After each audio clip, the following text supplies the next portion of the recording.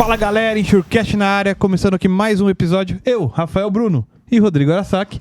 E hoje recebendo aqui um colega aqui de mercado que eu tive a oportunidade de conhecer meados de 2008, 2009, Fernando Fuertes. Muito obrigado por ter aceitado o nosso convite aí. Obrigado a vocês pela oportunidade de estar aqui para a gente falar um pouquinho aí das experiências voltadas aí para esse mercado de transporte, amarração de cargas. Que é muito importante hoje em dia, né? Nas nossas estradas aí, como que o pessoal carrega.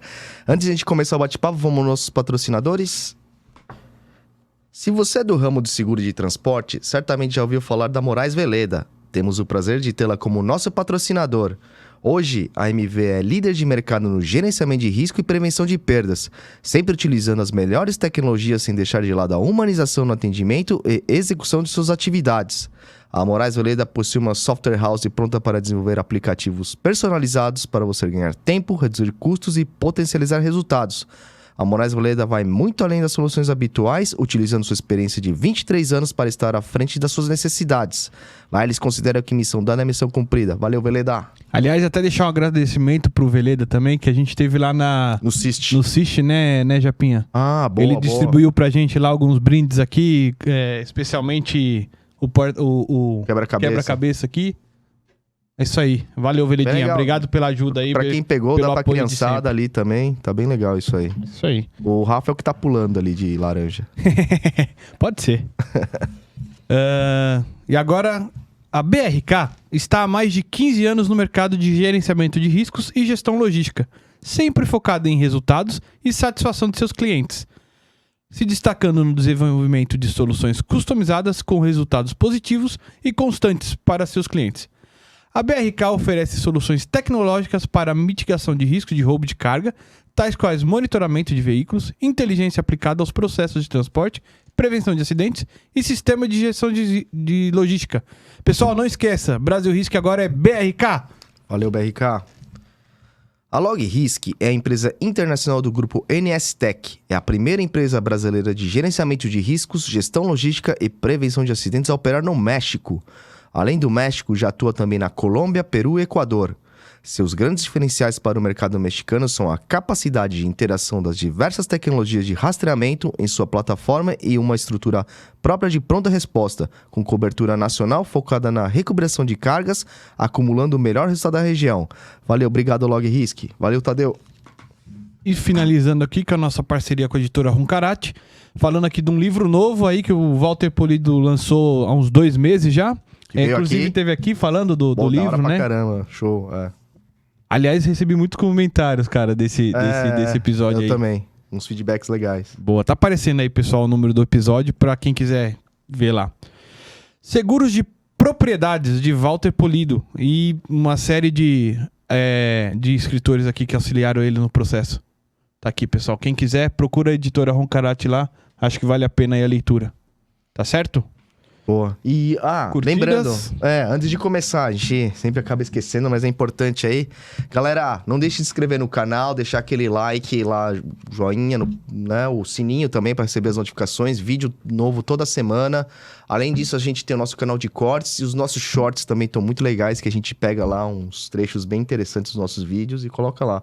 Tem uma do Rafa aí que vai rolar aí. Já tá rolando, já tá rolando. Ah, boa. É isso aí, galera. E, pessoal, também, quem quiser patrocinar a gente, procura a gente aqui. A gente precisa do apoio de vocês aí pra continuar no projeto aí, né, Japinha? Quem não quiser patrocinar, mas quer ajudar, graças a vocês que nos estão inscritos aí no canal, hoje a gente tem a possibilidade aí do Valeu Demais. Quem quiser deixar uma doação pra gente aí, acho que são doações a partir de R$2.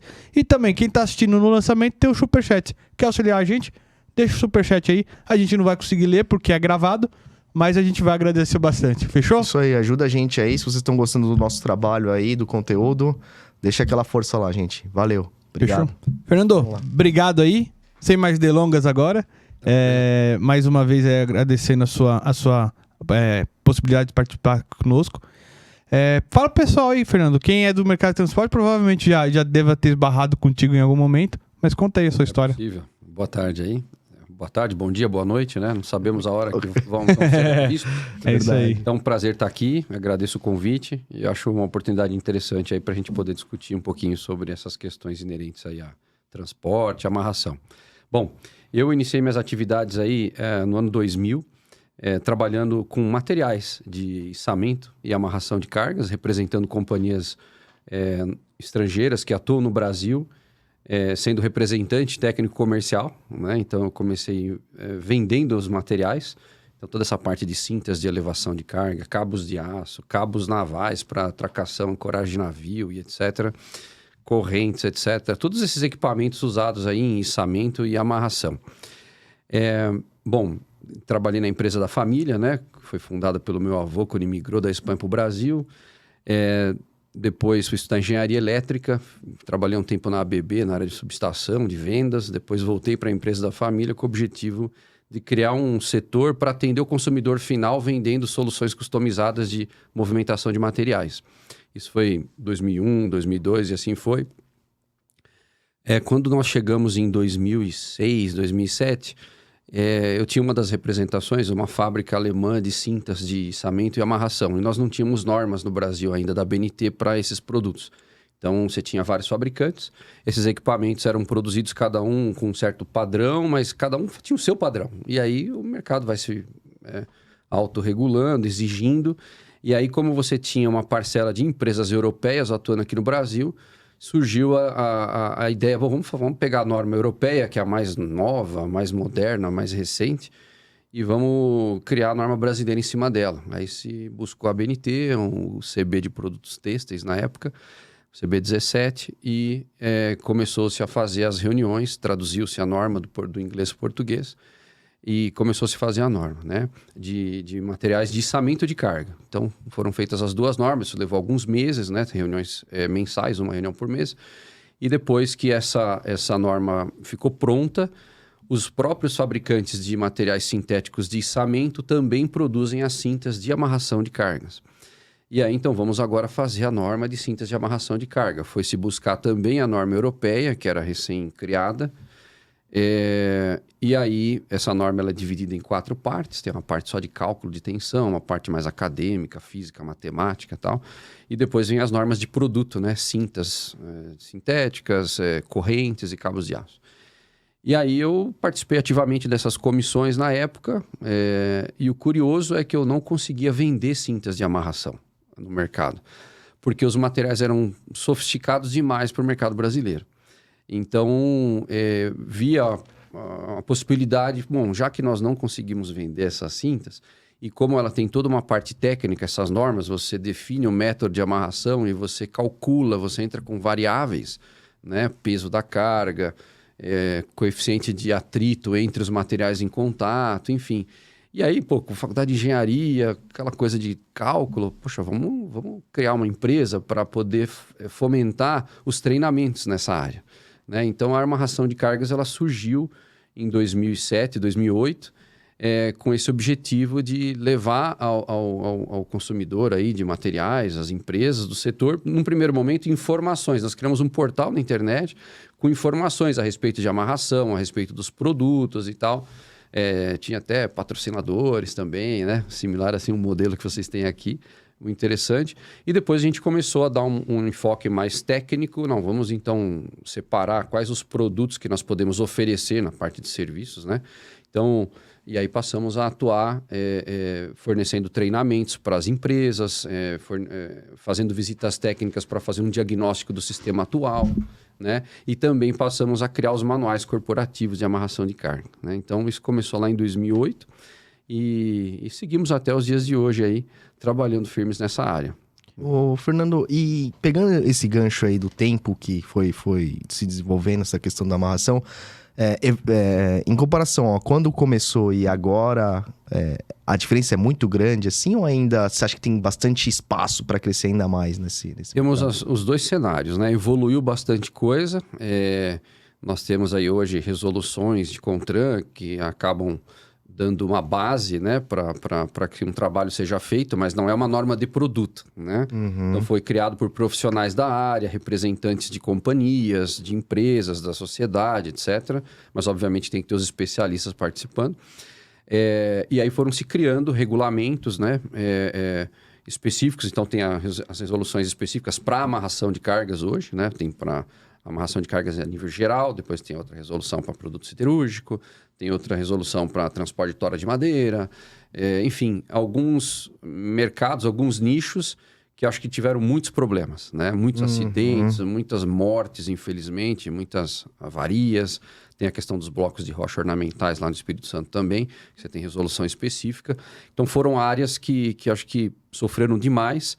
E aí, então, se decidiu criar uma legislação específica, colocando um mínimo de passos ali que tem que ser colocados em prática para quando se for fazer o transporte, né? O preparo desses tipos de carga. Então, evoluímos sim bastante dessa época onde nós não tínhamos nenhuma norma específica no Brasil, ou norma seja para o fabricante do equipamento e tudo mais.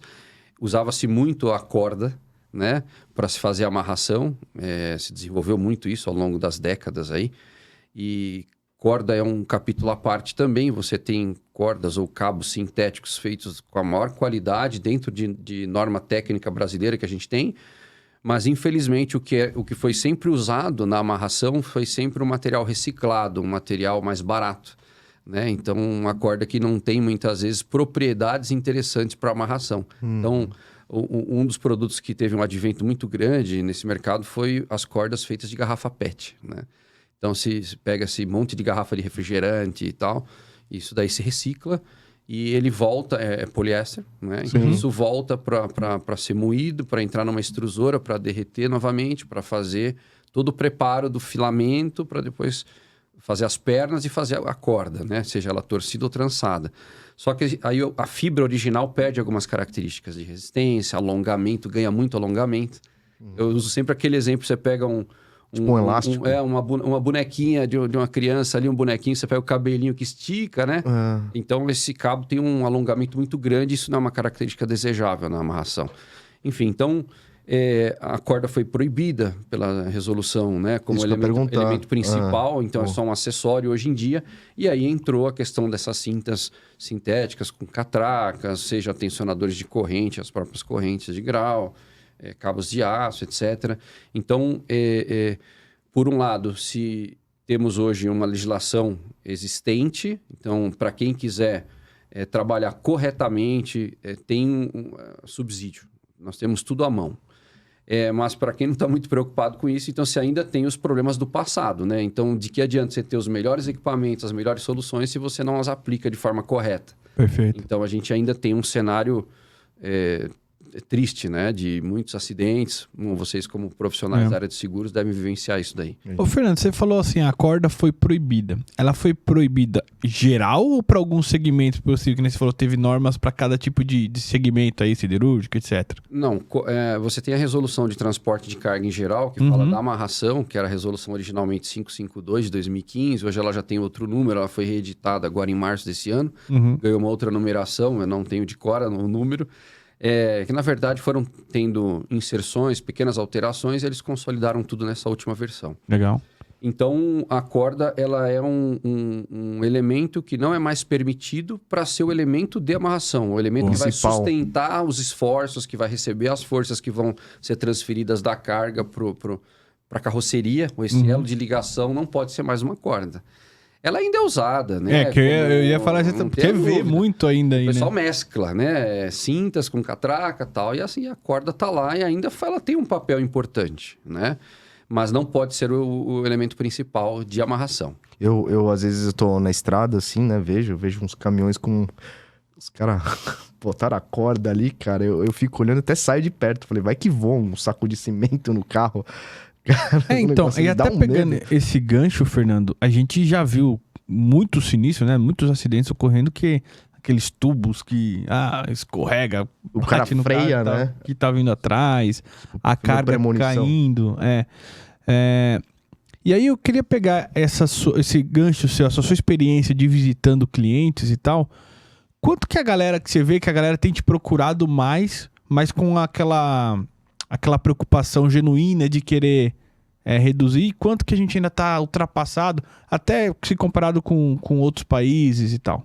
Bom, então assim, começando do final, né? Essa parte de evolução, então hoje a gente está no mundo globalizado. Então o que você tem na Europa, o que você tem nos Estados Unidos, você tem disponível aqui. Então os equipamentos para amarrar carga disponíveis lá são os mesmos equipamentos que nós temos aqui. Claro que você tem alguns fabricantes líderes de mercado que são originários desses países e que estão sempre investindo em tecnologias novas, em desenvolvimento dos seus produtos, né? Então, você tem os produtos premium para amarração e você tem o commodities, o arroz com feijão. O arroz com feijão, hoje, basicamente, quem abastece o mundo é a China. Né? Então, seja as catracas, a parte metálica, os terminais, os ganchos, a fita, né, da matéria-prima, de poliéster ou outra matéria-prima, a grande maioria hoje das empresas importam esses componentes ou importam os produtos já prontos, em medidas prontas, para serem comercializados aí no mercado, né? Então, esse é o ponto. Mas existe uma fiscalização para isso? Por exemplo, o cara vai importar da China, uma coisa assim. Como saber se esse equipamento ele atende às normas? Existe tipo um Inmetro? Então, nós temos portarias do Inmetro, que são os regulamentos de avaliação da conformidade, válidos para alguns tipos de equipamento. Então, por exemplo, cabo de aço, seja ele produzido no Brasil ou importado, cabo de uso geral, que é fabricado de acordo com uma norma, NBR ISO, né, 2408. Esse equipamento, quem for importar, tem que qualificar o fornecedor no exterior, fazer todos os ensaios aqui no Brasil. Né? Mas isso tem para capacete, para construção civil, para outros tipos de equipamento. Mas para os dispositivos de amarração, cintas com catraca, que é o mais usado, por exemplo, isso não vale. Então, hoje, as empresas, cada um importa de onde quer, não tem uma fiscalização efetiva, né? E aí, as empresas comercializam esses equipamentos no mercado. E aí, olhando, né, e vendo marcas, tem uma infinidade de marcas hoje disponíveis aí, com grandes variações de valor, de preço para o mesmo equipamento. E indo para a parte técnica, você acaba se deparando com situações de produtos de pior qualidade, produtos que vêm identificados com uma capacidade, ele não atinge aquela capacidade. Nossa. Né? Mas isso daí, o usuário acaba não fazendo esse tipo de teste. Né? Tem uma característica nessa indústria de transporte que não se faz homologação de fornecedor, muito diferente de uma indústria, de uma fábrica que já trabalha com tecnossegurança, engenharia de segurança do trabalho, já tem todo um trabalho mais repetitivo, onde se tem uma cultura de segurança, homologar o fornecedor, os caras vão visitar, ver se está produzindo os materiais dentro de norma. Nessa parte de transporte e amarração, já começa pedindo com falta de especificação, e aí isso dá margem e dá abertura para o cara receber um produto que muitas vezes não era o que ele queria. Porque muitas vezes tem-se carência técnica até na solicitação de cotação do item, né? Então, as descrições muito pobres dos equipamentos e dos materiais. Puta, deveria ter, né, cara? Porque, assim, vê a quantidade de acidentes e que matam milhares, sei lá, motoristas, acho que mais de centenas de milhares por todo ano. Deveria ter uma regulamentação para isso, uma obrigatoriedade mínima, né? Eu diria que a profissão, né, motorista, e sendo dele, e acho que tem essa possibilidade, o próprio motorista ser o amarrador. Você tem hoje um modelo de empresas que contratam um prestador de serviço só para fazer a amarração, para atuar dentro de uma regulamentação que ele tem lá, um manual, um procedimento. Então, para não deixar a própria transportadora, que tem um volume muito grande e tal, colocar seus profissionais para fazer a amarração, contrata uma empresa terceira que é treinada e capacitada para trabalhar em cima de um procedimento padronizado. Então, isso funciona muito bem. Mas, por outro lado, você tem também o exemplo de onde o próprio motorista ele chega para carregar, né, para levar seu implemento lá, é colocado a carga em cima e ele que abre a caixa, onde tem os equipamentos dele. Muitos deles não existe inspeção, não tem controle, não tem identificação, não tem nada. A garantia é ele. E aí ele aplica da forma e com o conhecimento que ele tem, né? Tem muitos profissionais aí com excelente nível de conhecimento, mas como nós falamos há pouco, as normas evoluíram, a legislação está em constante evolução, e eu acredito que os profissionais desse mercado não estão sendo capacitados nessa mesma velocidade. Então, você tem ainda muita carência técnica, né? E muitos dos problemas que temos é porque não foi bem avaliado, não foi feita a avaliação correta, a forma de amarrar, o método de carregar, né? A qualidade e a quantidade dos equipamentos que eu vou empregar, né? Faça juízos de valor, por exemplo, a minha carga pesa 10 mil quilos, então eu vou ter materiais de amarração que vem escrito na etiqueta que ele suporta 10 mil quilos. Então, isso é suficiente. Não. Diferente. Tem outros fatores, tem outras coisas, né? Então, ainda é um cenário que dá muita margem para o erro. E eu só queria também adicionar o seguinte: a profissão, né, como eu comecei a falar, o motorista, esse profissional, ele deveria ter um curso que envolvesse tudo inerente ao transporte, né? Desde mecânica, né, do veículo, dos automóveis, uma série de coisas que ele tem que ter pelo menos uma noção mais básica. E essa questão da amarração também é um dos pilares, né? Vamos pensar, uma empresa de transportes, os donos ali, a administração investe milhões em equipamento, no cavalo, nas carrocerias, né? Tem frotas enormes. São contratados para coletar um produto num ponto A, transportar um ponto B. Ninguém quer acidente. Todo mundo quer que a carga chegue intacta do jeito que saiu, brilhando da produção, embalado ou não, até o destino final.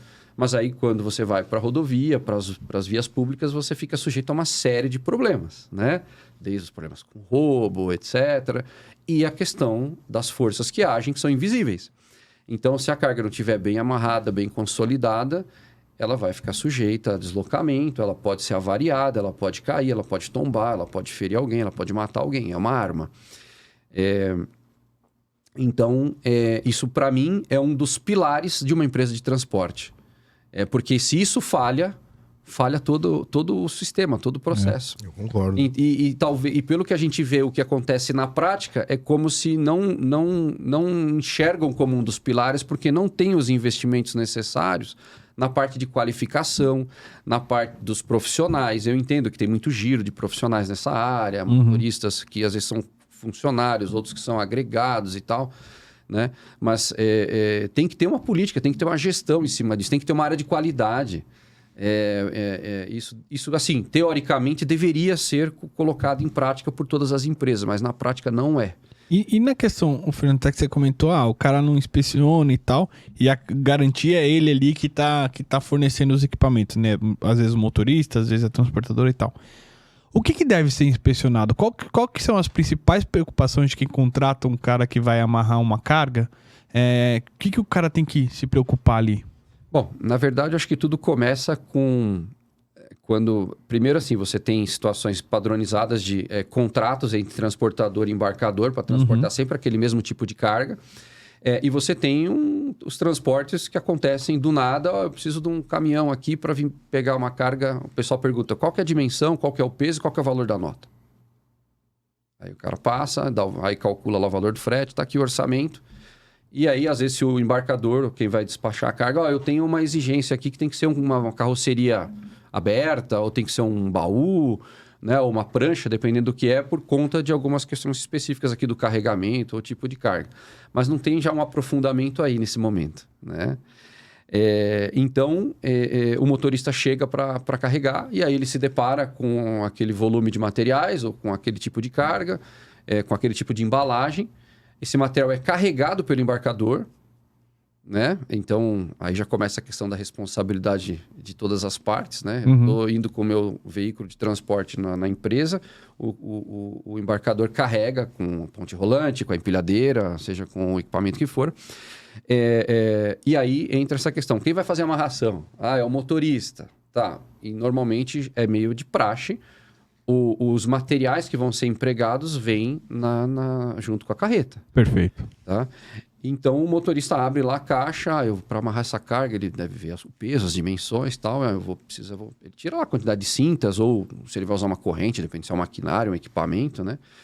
E aí ele aplica, ele vê se tem pontos de ancoragem, se não tem, dependendo do método de amarração. Você tem aquelas amarrações que é a mais comum, que você passa o equipamento de amarração por cima da carga, que joga a cinta para o outro lado, né? Prende um gancho ali na estrutura veicular do outro lado, e aqui, onde você está com o tensionador, ou é uma catraca fixa, uma catraca móvel, ele busca um ponto de ancoragem, que deveria ter em todas as carrocerias. Putz, né? Não tem isso? Então, especificamente, tipo assim, isso é obrigatório. Isso é obrigatório.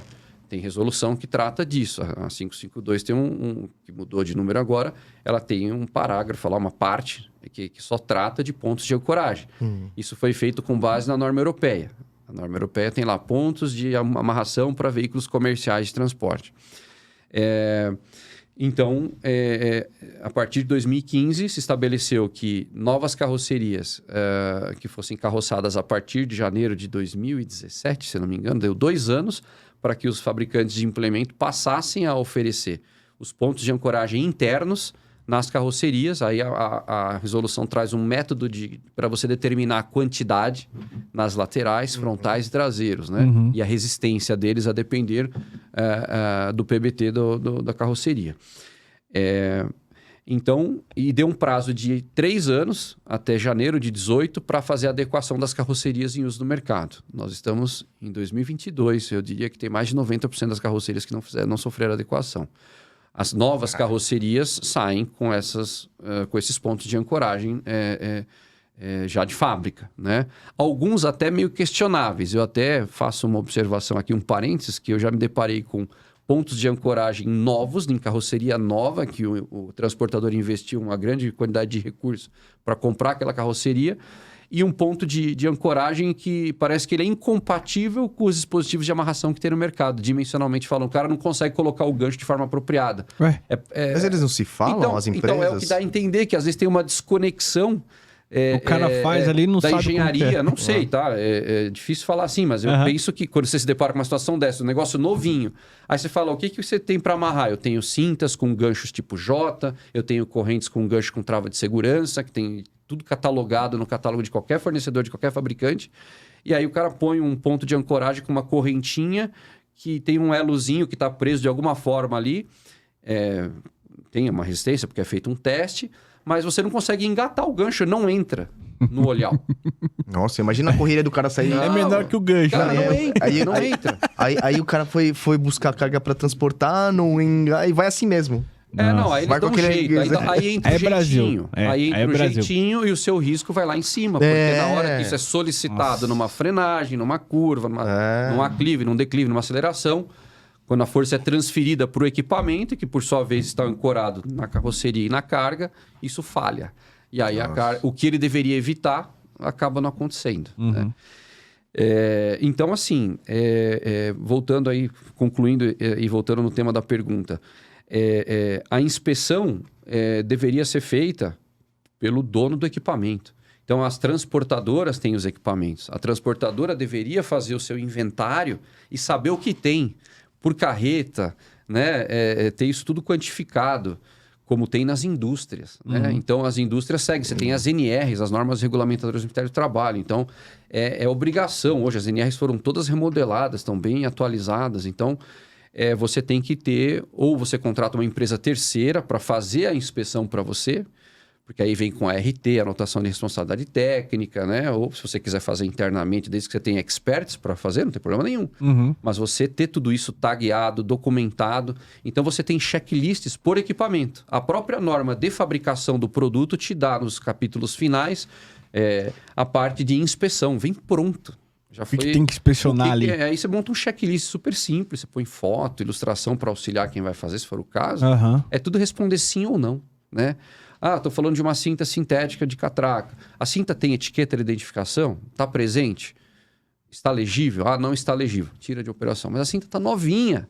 Como que eu vou jogar fora? Eu não vou poder usar uma cinta que está novinha e a etiqueta não está mais trazendo o nome do fabricante, código de rastreabilidade, capacidade de carga na posição de uso, identificação da fibra, né? Que fibra que é? Se é poliéster, se é poliamida, se é polipropileno, cada uma tem uma característica. Então, para produtos diferentes, cada uma serve para tipos de amarração diferentes, vamos dizer assim.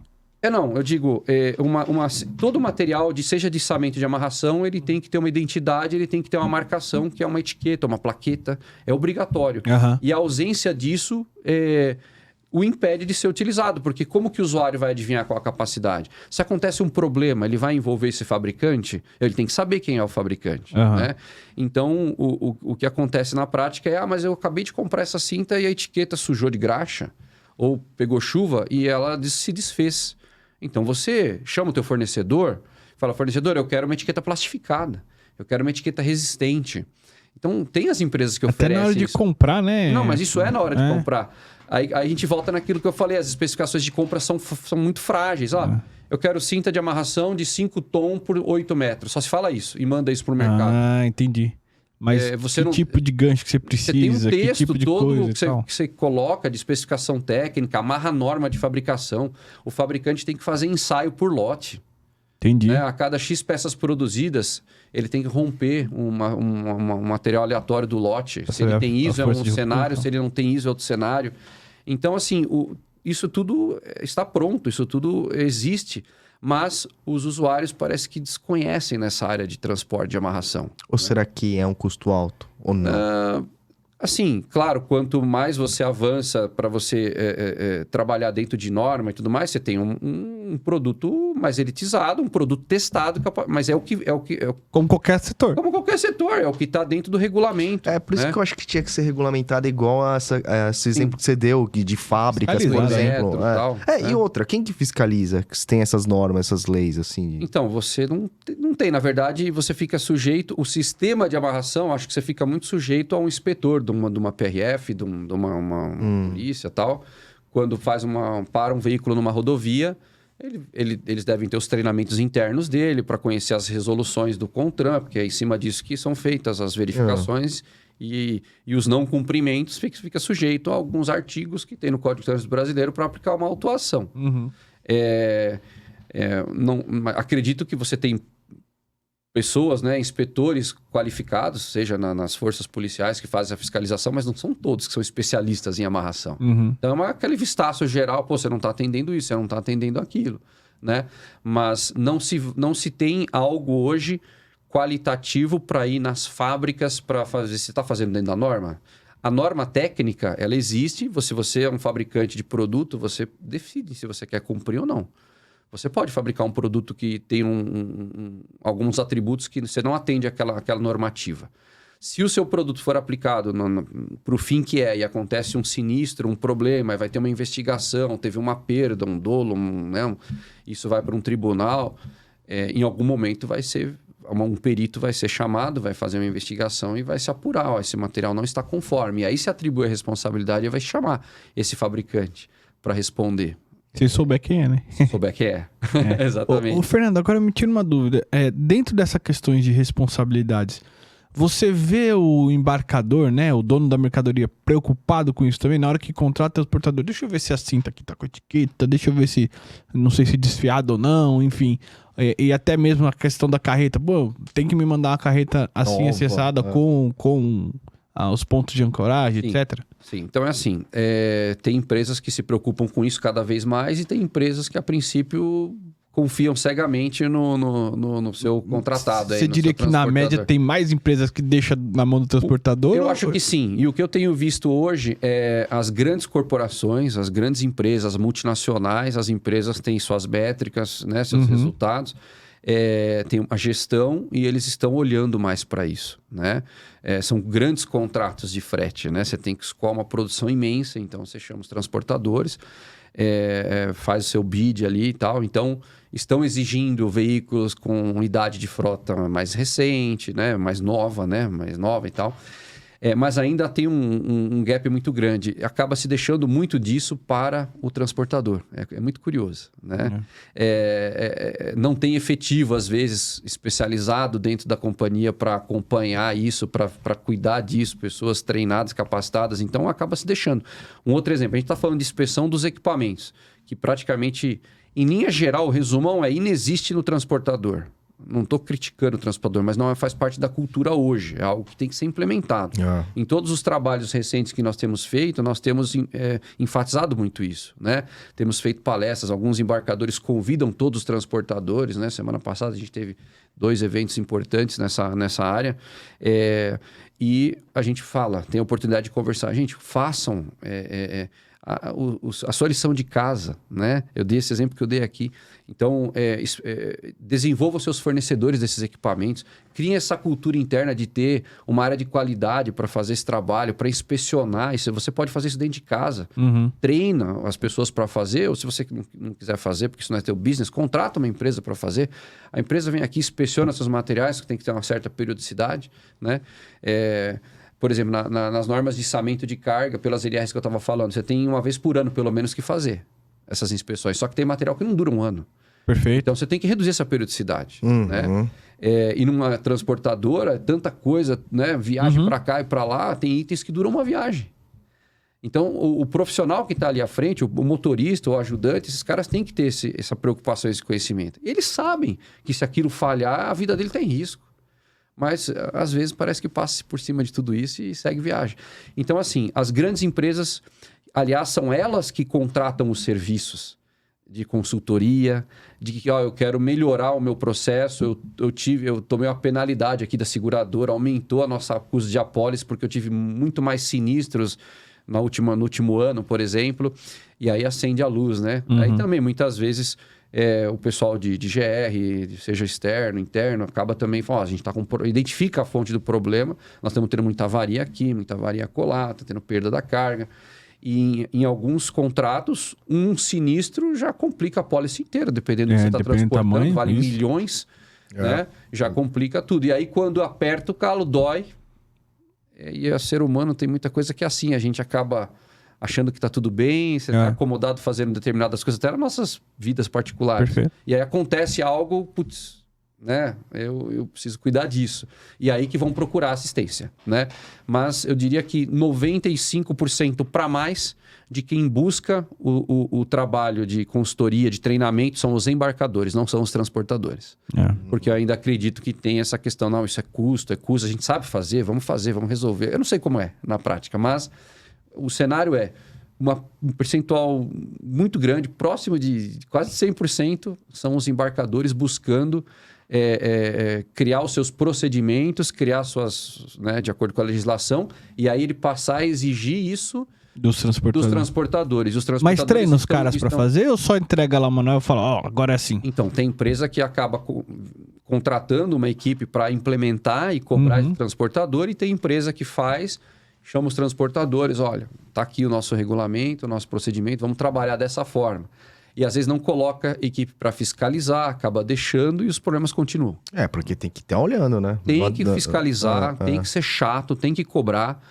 Muitas empresas já passam a fazer a inspeção dos equipamentos. Antes de entrar na portaria, já tem um checklist. O pessoal já vê se está tudo em ordem. A quantidade de materiais que ele trouxe é suficiente para a carga que ele vai carregar, porque já se sabe o que vai carregar. Sim. Né? Então, isso tem acontecido em algumas empresas, né? Cada vez mais. Esse movimento vem crescendo, mas ainda tem muito gap, muita oportunidade, muito espaço para melhorar. E refazer, né, Fernando? Porque às vezes, como qualquer lugar, troca os profissionais. Exatamente. E o profissional que entrou sabe como funciona. A reciclagem, né? Você perde. O negócio se perde, não é? Se não ter uma gestão. Tem que ter uma gestão e não pode abrir mão. Você tem que ficar em cima. Senão você investe tudo e acaba perdendo depois. E o Fernando, e essas empresas transportadoras que operam só com carga projeto? Esses caras dominam, né? Eles, assim, na tua experiência. Eu diria assim, nós já tivemos a oportunidade de fazer treinamentos para empresas que atuam nessa área. Existem algumas culturas também do pessoal que trabalha fazendo amarração. Por exemplo, pega transformadores, né? Isso. Você pega os transformadores, você vê as amarrações muitas vezes com cabos de aço, né? Que talvez é um item mais barato para aquela capacidade de carga que se precisa. E as conexões são feitas ainda com clips, né? Porque você precisa ajustar o comprimento. O cabo de aço, diferente de uma cinta com catraca ou de um tensionador de corrente, que você tem o tensionador com a barra roscada, que você consegue diminuir e aumentar, e também você tem os ganchos encurtadores que te permitem encurtar elo por elo. O cabo de aço, você não tem essa possibilidade. Você não tem um dispositivo específico para encurtá-lo. Então, o pessoal faz a amarração. Tem lá um cabo de determinado comprimento, que é maior do que precisa, aí faz a terminação, faz a alça passando no ponto de ancoragem, numa alça de içamento, por exemplo, no transformador, aí prende ali com os clips, né? É uma das formas de você criar uma terminação num cabo no local, usando os chamados clips, né? Você tem clips pesado, clips leve, tem todas umas particularidades.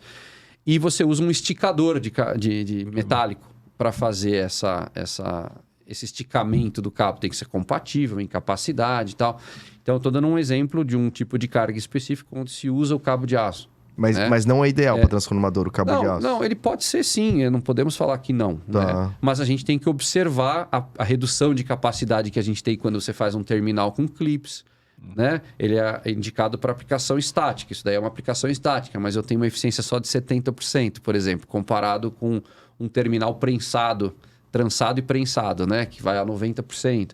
Então, eu acredito que esses detalhes, muitas vezes, acabam passando desapercebidos. Você não vê acidente com transformador a todo momento. Tem alguns casos aí. A todo né? momento. A todo momento, mas tem casos. Existem Tem. casos, né? Vocês com certeza conhecem muitos deles, por trabalhar em companhias também, e tem uma vivência nesse segmento. E tem muita coisa que é infelizmente, Que daria para evitar, né? é uma negligência, vamos dizer assim, até involuntária. Tem muito achismo, se você achar diria? que está fazendo o certo, mas não está. Você tem que respeitar ângulos dos equipamentos para ser eficaz. O cara o ponto de ancoragem é lá na peça, é uma peça alta, tem 3 metros de altura. Ele conecta o cabo, o dispositivo de amarração lá em cima, e ele está bem aqui perto do final do implemento, e eu tenho o ponto de ancoragem aqui embaixo. Aí o fato de você levar um tirante lá para cima, você está fazendo um ângulo quase de 90 graus. Ele não tem eficiência nenhuma para impedir essa carga de ir para frente. Ele possa ter talvez uma eficiência para impedir ela de não deixar tombar, né, para os lados e tal. Mas então você tem uma série de relações ali, técnicas de ângulo, de trigonometria que está por trás dos cálculos, que você tem que respeitar para ter eficiência do sistema. Caramba. E muitas vezes acaba se passando por cima disso. Você vê amarrações em veículos transportando cargas nas estradas, nas vias, que você fala, isso é ineficaz. Está amarrado, mas se acontecer uma situação extrema, é possível que isso vai falhar. Vai cair. Vai romper. Né? O sistema, da forma como está feito, não está impedindo a carga de iniciar o deslizamento. Né? Porque o que segura a carga para ela não se mover, se ela não tiver nada preso nela, é o peso dela combinado com o coeficiente a força de atrito, né? Então, é um coeficiente que é medido entre duas superfícies em contato. Então, você tem muita carga, por exemplo, siderúrgicos são hiper perigosos, porque é metal com metal, é super liso. Os coeficientes de fricção são extremamente baixos. E às vezes você tem carga oleada, lubrificada. Nossa, Então, um assoprãozinho, a carga já quer... Ele mexe. ela já quer se mover, né? E o sistema, é importante aproveitar o gancho e falar, os métodos de amarração que nós temos na norma brasileira, que vem da norma europeia, eles são... quando você faz dimensionamento em cima deles, você está dimensionando por um limite de força, que só não inclui a colisão. Numa colisão, as forças podem atingir valores muito maiores e que não dá para se prever. Então, mas numa frenagem brusca, perto da parada total do veículo, é quando você atinge os maiores valores de força de aceleração, né? E esse valor é convencionado nessa norma, que ele pode chegar até 0,8 G. Ou você pode traduzir isso como uma força correspondente até 80% do peso da carga, empurrando umas mãozinhas, empurrando ela para frente ali. Então, quando ela vai começar a deslizar? Ela vai começar a deslizar quando esse coeficiente de fricção for ultrapassado, essa relação entre o peso dela e o coeficiente de fricção for ultrapassado. E aí, então, eu preciso de dispositivos adicionais. Então, aí você calcula, você põe todos esses fatores em fórmulas de cálculo, tem uma metodologia para fazer, e aí você, então, determina qual é a resistência dos equipamentos que eu tenho que ter e como eu tenho que aplicá-los, com quais ângulos, em relação ao piso, ângulo em relação à linha longitudinal, onde está o ponto de ancoragem. Enfim, e o coeficiente de fricção, eu tenho como mudar ele? Eu tenho mantas antiderrapantes, tem acessórios no mercado que você pode comprar ou improvisar com pneu velho, borracha, que te aumenta o coeficiente de atrito. Todo mundo tem essa sensação. Se você andar descalço na hora que você vai tomar banho na cerâmica, é facinho de escorregar. Você está de chinelo, você tá já dá uma segurada a mais. É o coeficiente de atrito que está por trás. E no transporte de carga, ele tem um papel imprescindível, fundamental. A ponto de você ter amarrações no determinado método que ela fica inviável se você não aumentar o coeficiente de atrito. Por exemplo, a amarração de topo, que você vê muito por aí. O pessoal passa a cinta por cima da carga e aplica força manual no tensionador. Então, ele está aplicando uma força que está comprimindo essa carga contra a carroceria. Então, esse método, você calcula em função do peso da carga, em função do coeficiente de atrito, em função do ângulo das amarrações em relação ao plano de carregamento, você determina o quanto de força que você precisa aplicar. E muitas pessoas acham que você tem que pegar... Não, é o peso, é a resistência que está na etiqueta. Na etiqueta está escrito que a resistência dessa cinta na forma de uso, que é fazendo o cesto invertido, ou o invertido, por exemplo. Está escrito que é 5.000 quilos. Então, eu posso pegar uma carga de até 5.000 quilos. Eu posso abraçar uma carga de até 5.000 quilos. Mas não é isso. Não é isso, é a força que ela vai ter. Porque se a carga vai tender a deslizar quando eu frear... Então, o que vai segurar ela para ela não deslizar? É essa força que eu estou aplicando, que combinada com o atrito tem que ser maior do que a força de aceleração. Então, se ela for menor, a carga vai iniciar o movimento. Então, o que eu preciso? Eu calculo a quantidade de cintas que eu tenho que usar. E por trás disso está a quantidade de força que eu vou aplicar. E a quantidade de força que eu vou aplicar depende do modelo de tensionador. Eu tenho catracas com haste pequena, que é a força manual, com o braço do operador. É 50 quilos de força manual que a norma coloca para fazer o ensaio. Tem então, isso também. Com 50 quilos de força manual, quando você está no limite ali, que você não consegue avançar mais os dentinhos da engrenagem, quanto que eu transfiro de força para a cinta? Qual então, é eu transfiro 300 quilos. Qual que é a eficiência disso? 300 quilos. 300 quilos. Por exemplo. Tá bom. Tá bom. Você tem tensionadores que chegam até 1.000 quilos. Ergonômicos, a catraca trabalha invertida, de cima para baixo. Quase uma direção hidráulica da catraca. Mas tem que ser o Arnold Schwarzenegger para travar mas isso aí convenciona-se que você tem 50 quilos de força manual. Qualquer trabalhador vai conseguir fazer. Nós aqui, que não somos musculosos, né? Eu sou, pô. Você tá de brincadeira, né? Você tá achando que isso aqui tudo é o quê? Gordura? É muito músculo, cara. É músculo derretido. Enfim. E aí, do lado da catraca, você tem uma força que você aplica. Aí vai encostar lá em cima na carga, vai passar por cima da carga e vai descer do outro lado. Do outro lado, se eu não tiver deslizadores, por exemplo, eu vou ter só metade da força. Porque perde pelo atrito da própria cinta na superfície do material. É verdade. Então, e aí outro agravante. Sair da fábrica lá, carregado, as cintas, o pessoal dá até uma estilingadinha 5 dedos.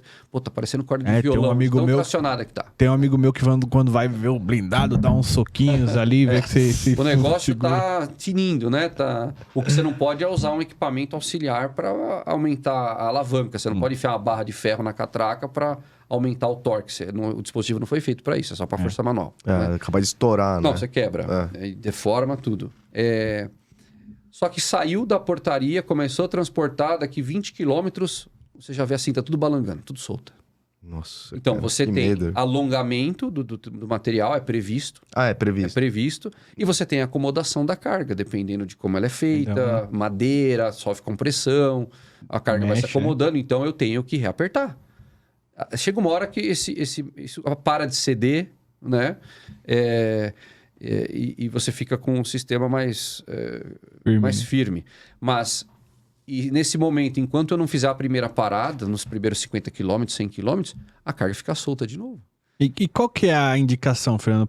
Quantos quilômetros? Então, aí tempo? as empresas têm... Então, aí se observa alguns fatores, né? Por exemplo, aí entra outras questões do gerenciamento de risco, dependendo do que você está transportando.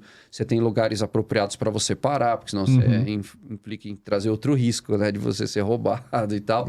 Mas as empresas colocam nos primeiros 50 quilômetros fazer uma parada, pelo menos, para fazer um primeiro reaperto. E depois tem empresas que falam a cada 100 ou 150, ou nas paradas, agora essas paradas de quanto em quanto tempo, né? Então, o que se tem, e é certo dizer, é que o gerente da carga, depois que sai da empresa, é o motorista. Esse profissional, ele passa a ter essa responsabilidade, entre outras que ele tem, do sistema de amarração, ele tem que fazer as verificações e os reapertos. E tem aí outros fatores que complicam. Tem carga que o pessoal coloca a lona para proteger, e a cinta está por baixo, e você não consegue. Você cria outros problemas. Tem muita carga sendo transportada em carroceria que não é o ideal para ela, para se aproveitar o frete. Você tem aquelas carrocerias de graneleiro, com guarda alta, tampa alta, e está transportando máquina agrícola, transportando siderúrgico. Não tem nem como amarrar, você não tem ponto de ancoragem interno, você não tem como descer ali. É complicado, né? Tudo bem que a carga está contida na carroceria, mas dependendo de espaços que você tem ali, numa eventual manobra emergencial, aquilo se desloca internamente, pode transpassar, pode quebrar, pode romper. né? E causar acidentes. E, Fernando, a velocidade do veículo transportador influencia diretamente nessa questão? A velocidade, ela está muito ligada à força centrípeta que vai agir nas curvas. Então, nos coeficientes de aceleração laterais, ele depende muito da velocidade, por causa da força centrípeta. Uhum. Então, se você colocar um medidor de força G num veículo e entrar numa determinada curva dentro da velocidade especificada para ela, você vai ter um valor máximo ali de força G que você vai ter na lateral, que é uma força que está querendo expulsar o que está dentro do veículo para fora, no sentido contrário da curva que você está fazendo, né? A gente sente isso no automóvel, por exemplo. Experimenta aumentar... imagine uma carga. Experimenta aumentar a velocidade, o que acontece? Você vai tombar, você sente a força de te jogando mais para fora ainda, né? Então, isso, nas curvas, isso influencia demais. Então, tem que respeitar o limite de velocidade e tudo mais, porque ele está ligado com os coeficientes de aceleração que foram usados nas normas, né? E para frenagem, né, no sentido longitudinal, aí, numa reta, eu posso estar a 150 km por hora. Não posso, né? Eu posso estar a 100 km por hora no limite ali. E eu faço uma frenagem brusca, o maior valor de força vai acontecer perto da parada total. Então, essa velocidade ela não vai influenciar tanto no valor máximo de força de aceleração que vai agir na carga para frente, por exemplo. Eu posso estar a 40 e pisar no freio bruscamente, eu vou atingir esse pico também. É verdade. Entendeu? Então, a aceleração, né, a velocidade, ela traz esse impacto muito nas curvas e nesses esforços laterais. Né? Ô, Fernando, você falou bastante da questão ali dos acessórios e tal, de amarração, enfim. E outros, assim, por exemplo, nessa questão que você comentou da movimentação longitudinal e tal, às vezes você tá carregando uma carga de tubos sei lá, de metal. Ele deve ter uma possibilidade grande ali de desviar. Eu já ouvi falar que existem umas mantas de borracha que você pode colocar entre os tubos, ou mesmo aquela enrolar de carga em container. Você não gosta muito que eu falo isso, mas aquelas almofadas de ar. Dentro do container? Às vezes você sobra, né? Espaço aqui da carga pro teto do container. Pra não ficar pulando. Entre dois pallets, né? Isso. Por exemplo. Explica um pouquinho para que serve, como funciona, então se usa. Vamos primeiro na questão que você comentou do exemplo dos tubos e tal. Então, aqui no Brasil, nós não temos uma legislação que abrange todos os tipos de carga. Então, você tem outros países que têm uma legislação que ela abrange o maior número possível de carga. Você tem entidades, associações que criam manuais. Então, você tem livros grossos, parece uma bíblia. E aí, tudo começa lá dentro da indústria. Então, o tipo de carga que ele produz, eu tenho que fazer a embalagem. Então, como que eu vou embalar isso? A minha carga é paletizada. São peças que eu vou empilhando uma em cima da outra. Então, eu tenho que primeiro me preocupar com a unitização da carga. Então, eu tenho que fazer aquilo virar um bloco. Né? Então, aí tem equipamentos para fazer isso, tem os filmes trash, tem as cintas de arquear, com aquelas, né, com as maquininhas que você coloca, enfim. Então, começa aí. Então, o estudo tem que começar na indústria, na área de engenharia de produto, de embalagem, fazer uma boa unitização e eu ter um bloco coeso de carga e tal, pensando não só no transbordo, mas também no transporte. Porque muito dos problemas acabam sendo deixados para quem amarra. Então, o transportador ali, o motorista, chega, eu não tenho onde prender a cinta. Eu vou passar aqui em cima uma carenagem, se for uma máquina. Onde eu vou prender? Tem um trator. O trator é um exemplo, né? Infelizmente, os tratores menores, né? Pode pegar de qualquer fabricante de máquina agrícola, eles não têm um ponto de ancoragem para você colocar os terminais dos materiais de amarração. Então, o pessoal vai improvisar. Vou pegar no volante. Vou pegar na roda, na ponta do eixo, mas aí quando você chega na engenharia, o pessoal está amarrando, pegando esse... Não pode, porque isso pode entortar o eixo. Isso vai tirar a tinta, vai chegar no nosso concessionário, vai dar retrabalho, vai acionar a seguradora, porque vai dar uma avaria. Então, você vê que tem para alguns tipos de carga, parece que, né, você tem esse pensamento. Mas quem criou essa carga, os caras não pensaram que ela vai ter que ser transportada? Onde vai amarrar? Onde que eu vou colocar o material? Né? Perfeito. E você tem esse exemplo para N tipos de carga. Aí você falou um pouquinho da parte de tubos. Então começa na unitização tal, e depois por exemplo, para o transporte de produto siderúrgico, tubos está dentro da resolução do CONTRAN. E tem uma parte muito bacana, muito bem feita, que aí você tem, por faixa de diâmetro, você tem os berços, né? Os berços com as cunhas. O que é berço? Ou um berço de madeira, por exemplo, vamos supor, vai fazer uma primeira camada, dependendo do diâmetro dos tubos, você tem tubos finos para a indústria de escapamento de carro, por exemplo. Você tem a indústria de óleo e gás, os tubos de perfuração de poços de petróleo. Sim, então, sim. Vai variando os diâmetros. Até os tubos de gasoduto, que são os diâmetros 30 polegadas, 20 e poucas polegadas, ou maiores. Então, esses tubos são transportados, faz-se uma fogueira com eles, né? Uma pilha. Então, a primeira camada tá logo no piso da carroceria. Então, você coloca uns caibros de madeira, porque primeiro, como que você vai carregar esses tubos? Muitas vezes eles são carregados ou com uma empilhadeira ou com uma ponte rolante. Então, eu tenho que ter um espaço, um vãozinho, para eu poder passar os equipamentos de elevação por baixo. Tá. Ou passar o garfo da empilhadeira. Entendi. Você vai colocar uma estrutura de madeira ali, por exemplo, e aí você tem as cunhazinhas para separar.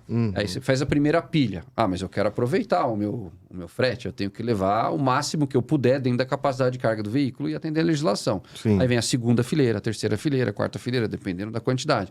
E aí você tem isso muito claramente hoje na nossa resolução de produto siderúrgico, todas essas obrigações, né, e essas exigências de se colocar esses caibros de madeira aí com as cunhas, por exemplo. E aí você tem a questão da amarração. Então, por exemplo, quando a amarração é de topo, você passa a amarração por cima. Quando você aplica a amarração de topo, vamos supor que essa carga ocupe toda a largura do nosso plano de carregamento. Então, as cintas, e fala-se em cinta mesmo, porque não ofende a superfície. Eu usar corrente, cabo, vai amassar, vai detonar. Então, usa cinta, e aonde eu tenho canto vivo, eu tenho que usar proteção, tem várias alternativas e produtos específicos para isso no mercado. Eu passo a cinta, só subo, passo por cima e desço do outro lado. Quem está recebendo força de compressão? Só os tubos de fora. Os tubos que estão no meio, a cinta está tangenciando eles. Então, eles não recebem força de compressão. Então, você tem... você gasta muita cinta para fazer uma amarração. Mas ele não se move por dentro? Então, você pode ter uma projeção de um tubo do meio ali e sair. Né?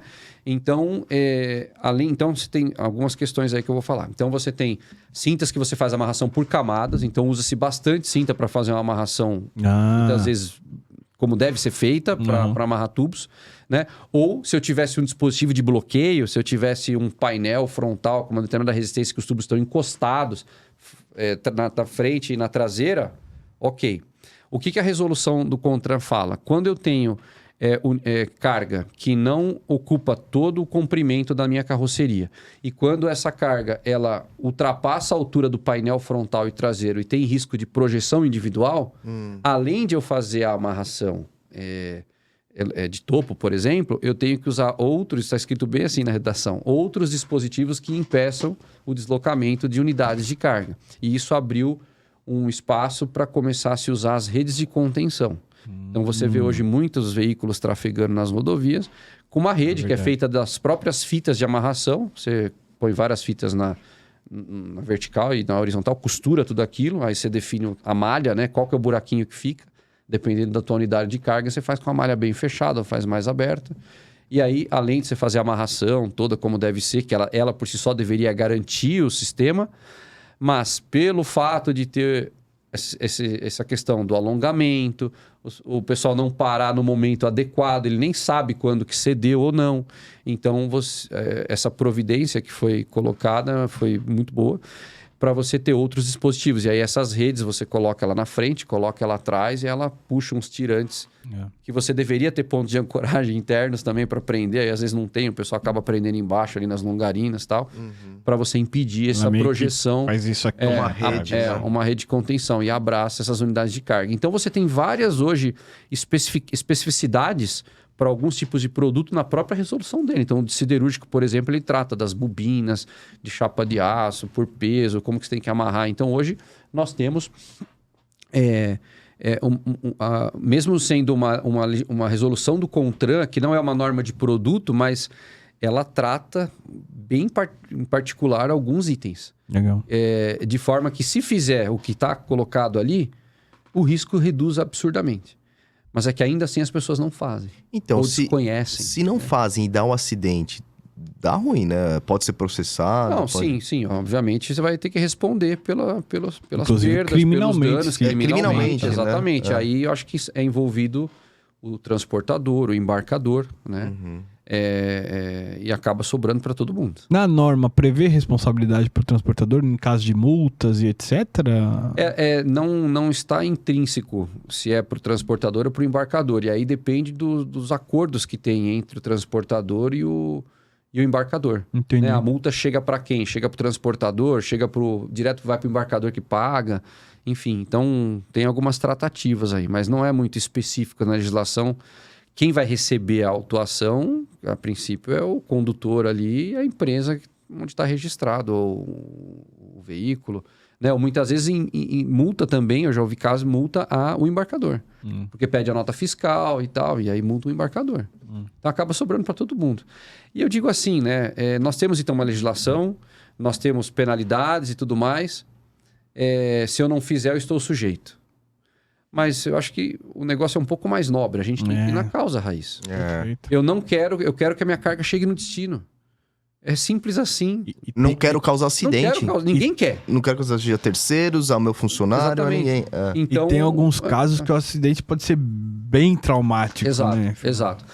Não tenha dúvida. Quem achar que não Entendo. tem acidente, só jogar no Google aí. Exatamente. Nossa, é Queda de bizarro. cargas Aí vamos grandes falar aí. um pouquinho sobre o container, né, que você comentou. Então, cargas dentro de container, que são feitas para exportação ou para cabotagem, transporte interno, né? Então, você pode colocar carga paletizada, você pode colocar maquinário, carga solta, você tem container fechado, container aberto, tem todos os tipos, né? Flat rack, etc e tal. Então, você comentou lá das almofadas, né? Que são os colchões de ar, são chamados dunnage bags, né? Os airbags e tal. Então, é um dos métodos de contenção de carga que usa a técnica de eu tenho um espaço vago entre as unidades de carga, então eu tenho carga paletizada. Então, eu vou partir do princípio, qual carga? Minha carga paletizada é pallet de, por exemplo, PBR, 1 por 1,20.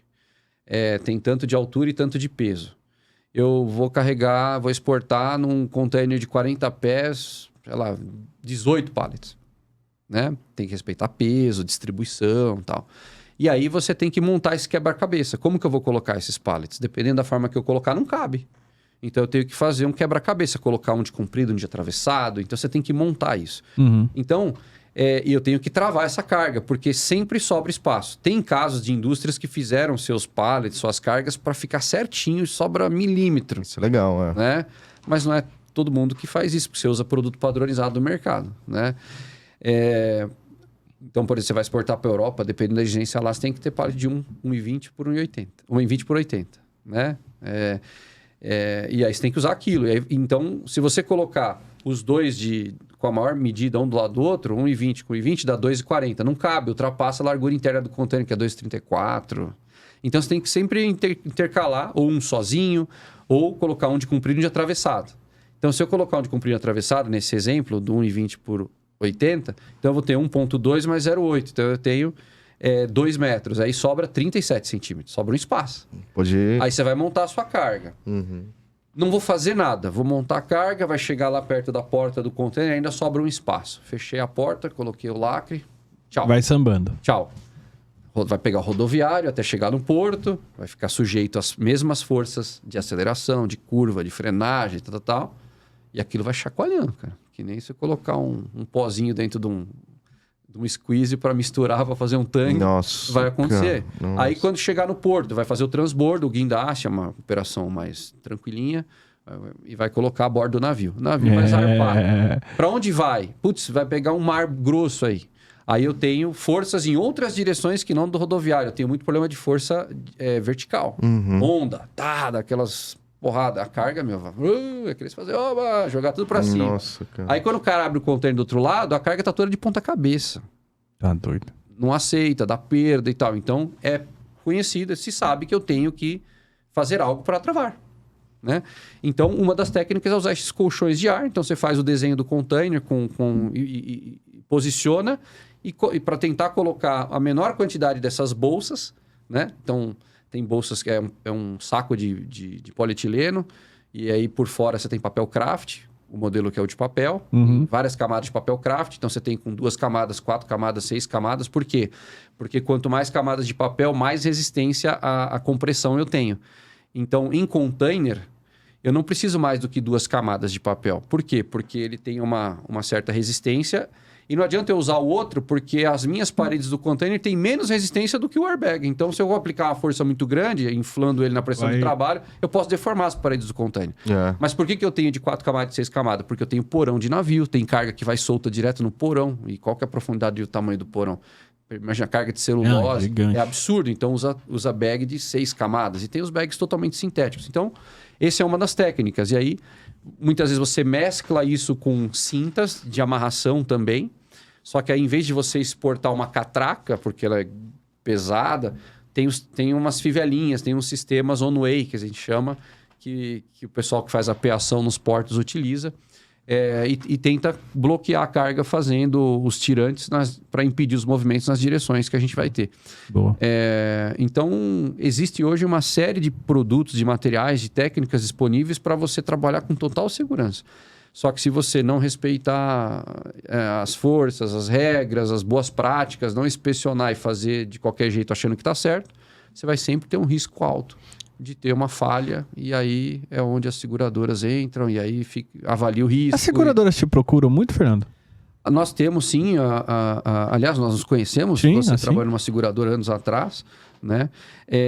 Sim, nós temos a procura por algumas seguradoras, temos contrato com algumas, onde você tem já um serviço atrelado, os possíveis serviços, um treinamento, uma consultoria, montar um manual, e quando se deparam com contas problemáticas, e aí normalmente nos solicitam auxílio para a gente ir junto fazer uma visita para tentar reduzir esse risco, reduzir essas avarias. Os próprios profissionais da área, né, e vocês são dessa área, vocês já têm um esclarecimento muito grande sobre todos os tipos de dano que podem acontecer. E aí quando vocês conseguem filtrar e entender, poxa, isso aqui é problema de amarração. Isso aqui não é outro problema. E aí, então, vocês já vão na ferida. Vamos chamar o cara de amarração, por exemplo, né? Legal. Tem vários profissionais no mercado que prestam serviço para tentar corrigir a falha. E quem quiser te achar, faz como, Fernando? Bom, nós temos aí o site da empresa, né? Amarração de Cargas está no www.amarraçãodecargas.com.br. Nós temos a empresa sediada hoje em São Bernardo do Campo, né? Onde nós temos um escritório. E nós temos uma filial lá no Rio de Janeiro, em Macaé, onde a gente abriu uma divisão de equipamentos, né? Onde a gente atua com fabricação mas aí não para amarração do transporte rodoviário, a gente fornece equipamentos para içamento de cargas. Entendi. Né? Que é a parte de linha de cabo de aço, etc. Para a parte de contentor offshore, a gente faz serviços de especificação, recertificação, fornecimentos novos e tal, né? O mercado de amarração, para mim, venda de produto, ele tem uma concorrência tão grande e envolve o fornecimento de produtos onde a qualidade vai caindo tanto que para mim não compensa. Você tem empresas hoje que vendem materiais, você tem empresas que trabalham com materiais de qualidade, só que eles não conseguem atender todo o mercado. Eles atendem uns nichos de empresas mais premium, empresas grandes, que investem mais para ter um nível de segurança, de durabilidade, um esclarecimento maior, um serviço de pós-venda maior. Agora, a grande maioria compra por preço, grandes volumes, está sempre rodando, trocando, o material não dura uma viagem, e reutilizando, e dando nozinho, fazendo as coisas erradas, infelizmente. Então, para mim, não compensa trabalhar nesse... Não compensou, né? Porque é trocar papel para mim. Boa. Ô, Fernando, deixa eu fazer uma última pergunta. Hoje se fala muito em parques eólicos, então tem uma quantidade grande de transporte de pás eólicas, assim. Sim. Qual que é o tipo de amarração melhor para esse tipo de pás? Assim? Na verdade, a pá eólica não tem um determinado peso, tudo, mas é de fibra, né? Enfim. E é um equipamento, uma carga especial. Isso, uma carga hiper comprida e tal. Então, o veículo de transporte ele é até fracionado, né? Então, você tem o cavalo com uma parte de carroceria. Isso. E depois fica a pá, ela é apoiada numa outra parte lá atrás, né? E aí, assim, a gente fica sujeito às mesmas forças. Então, nas pás eólicas você tem o cuidado, por exemplo, na parte da ponta da pá, eu não tenho um dispositivo, um olhar, uma alça, né? Então, ela é apoiada num suporte específico para não danificar e se passa cintas de amarração com proteções para travá-la ali. E a parte onde fica aquela parte cilíndrica dela, com todos os parafusos ali, você também faz ali você tem... E aí você tem um skid também, né? Um skid metálico onde ela está no skid, que é como se fosse um suporte. Então, você faz a unitização dela com esse skid e depois esse skid, esse berço, ele é, de alguma forma, consolidado e preso à carroceria do veículo, né? Então, essa é a pá eólica. Aí você tem os outros componentes. Você tem a nacelle, você tem o gerador. E aí são máquinas, né? Equipamentos grandes que normalmente são transportados em pranchas rebaixadas. E aí você tem que fazer o plano de amarração de cargas. Esses equipamentos, eles têm ponto de amarração? Tem ponto já de ancoragem. Pensado de ancoragem para transporte? Tem alças apropriadas para você fazer a conexão dos ganchos específicos, né? Que legal. E fazer a amarração. A engenharia desses fabricantes... Eles pensarem como transportar, né? Sim. Boa. Exatamente. Então, tranquilo. Fechado, Fernando. Obrigado aí pela presença. Legal, aprendi pra Sempre um bate-papo bem interessante. Valeu. Enriquecedor, né? Obrigado pela oportunidade. A gente está à disposição aí do mercado para toda e qualquer necessidade nessa área. Então, a gente está atuando mais nessa área da conscientização, nessa área do treinamento, nessa área da criação de um manual. Muitas vezes somos chamados aí para fazer o diagnóstico para a empresa. Sabe que tem problema, mas qual o meu nível de problema, né? Então, contem com a gente aí para esses trabalhos, né? A nível nacional. Já tivemos alguns trabalhos fora também. Bom. Né? Então, é isso. Estamos à disposição de todos e, mais uma vez, obrigado pela oportunidade de estar aqui com vocês. Boa, Fernandão, muito obrigado. E, galera, sempre lembrando, Insurecast é um projeto pessoal meu e do Rodrigo. Nada que falamos aqui tem a ver com as empresas que a gente trabalha ou que eventualmente já tenhamos trabalhado. É isso aí, galera. Recado final novamente, não deixe de se inscrever no canal, no nosso canal no YouTube, Insurecast, deixar aquele like. Pô, várias conversas fenomenais que a gente tem aqui, enriquecedora, vale a pena. Nem que você... a gente também tem plataformas para escutar, no Deezer, no Spotify, né? Mas, pô, deixa o like lá no YouTube depois e depois vocês escutam o negócio lá. E é isso aí, galera. Tamo junto. Muito obrigado. Valeu, Fernandão, de novo. Valeu, Rafa. É isso aí, Tamo pessoal. aí. Obrigado, Valeu. pessoal. Um abraço. Obrigado, Tchau, tchau. Abraço.